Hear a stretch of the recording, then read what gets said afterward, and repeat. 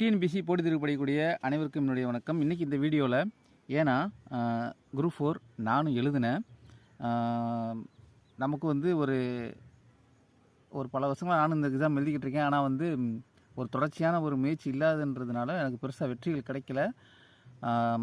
ஆனால் இவ்வளோ நாள் எழுதியிருக்கோம், நம்ம எந்த எக்ஸ்பீரியன்ஸும் போடலை, எந்த விஷயங்களை அதை பற்றி நம்ம பேசலை. ஆனால் இன்றைக்கி பேச வேண்டிய ஒரு சூழ்நிலை ஏன் வந்திருக்குன்னா, இன்றைக்கி மாணவர்களோட வாழ்க்கை கேள்விக்குறியாக இருக்குது. நீங்கள் பாடத்தோட தரத்தை உயர்த்துறோம் அப்படின்னு சொல்லிட்டு மாணவர்களோட தரத்தை ரொம்ப சோதித்து பார்க்குற மாதிரியான ஒரு நடைமுறை தான் இன்றைக்கி வந்திருக்கு. ஏன்னா நான் எக்ஸாமுக்கு முன்னாடி நிறையா மாணவர்கள் இங்கேருந்து போகிறாங்க.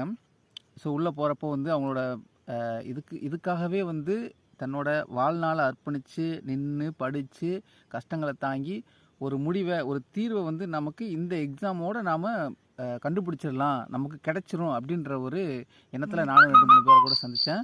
கண்டிப்பாக அவங்களோட நம்பிக்கை எனக்குமே சந்தோஷமாக தான் இருந்துச்சு.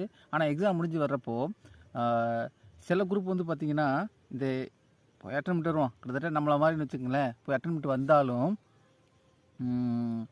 அது அவங்க எல்லாமே சந்தோஷமாக தான் இருந்தாங்க. ஏன்னா அவங்களுக்கு எழுதுனது எல்லாமே ஆன்சர் மாதிரி தான் இருந்திருக்கும். ஆனால் உண்மையாக படித்தவங்களுக்கு அது தெரியும், அது எந்த அளவுக்கு குழப்பத்தை உண்டாக்குச்சு, அவங்களோட நிலைமை என்ன, ஏன் என்ன ஆச்சுன்ட்டு அவங்க நல்லா தெரியும். ஸோ அதனால் அவங்களோட முகத்தில் அந்த சோக இலைகள் தழும்புவதை தான் நம்மளால் பார்க்க முடிச்சு.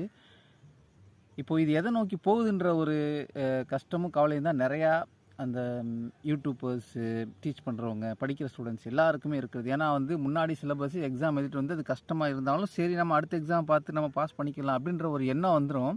இந்த டயத்தில் அந்த மாதிரி ஒரு எண்ணம் எல்லாருக்குமே இல்லை. ஒரு பயம்தான் தொத்திக்கிச்சு. இதுக்கான விளக்கத்தை டிஎன்பிஎஸ்சி தான் கொடுக்கணும். அதை நீங்கள் 3 மாதத்தில் போடுறீங்க, நிறைய விஷயங்கள் அப்டேட் பண்ணியிருக்கீங்க, எல்லாமே சரிதான்.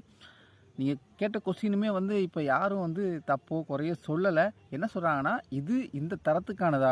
ஒரு 10வது படிக்கக்கூடிய மாணவன் எத்தனை பேர் எழுதுகிறாங்க, எத்தனை பேர் வைக்கிறாங்க போகிறாங்கன்றப்போ நம்ம ஏழை மாணவர்கள் எத்தனை வர்றாங்க, சோர்ஸு கிடைக்கக்கூடிய மாணவர்கள் எத்தனை பேர் இருப்பாங்க அப்படின்ற மாதிரி ஒரு எல்லாருக்குமே ஒரு சம வாய்ப்பு கிடைக்கணுன்றது தானே நம்ம தமிழ்நாட்டோட ஒரு தாரக மந்திரமே அதானே. நம்ம அரசியலாக இருந்தாலும் சரி, நம்ம பண்பாடாக இருந்தாலும் சரி, நம்ம வரலாறாக இருந்தாலும் சரி, எல்லாருமே பார்த்திங்கன்னா ஒரு அதுக்காக தான் இன்றைக்கி வரைக்கும் நம்ம போராடிக்கிட்டு இருக்கோம். ஆனால் இது அந்த பாதையிலேருந்து ஒரு ஸ்டெப்பு தனி எடுத்து வச்ச மாதிரி இருக்குன்ற மாதிரி ஒரு விஷயம் தோணுது. நீங்கள் இந்த விஷயத்தை நீங்கள் குரூப் 1 குரூப் 2ல் காட்டுறப்போ எனக்கு தெரிஞ்சு இங்கே யார் அப்படி ஒன்றும் கஷ்டம்னு போயிடுவாங்க. இந்தளவுக்கு இதை ஒரு விவாதமாகவோ ஒரு விஷயமாகவோ பேசி நான் பார்த்ததில்லை.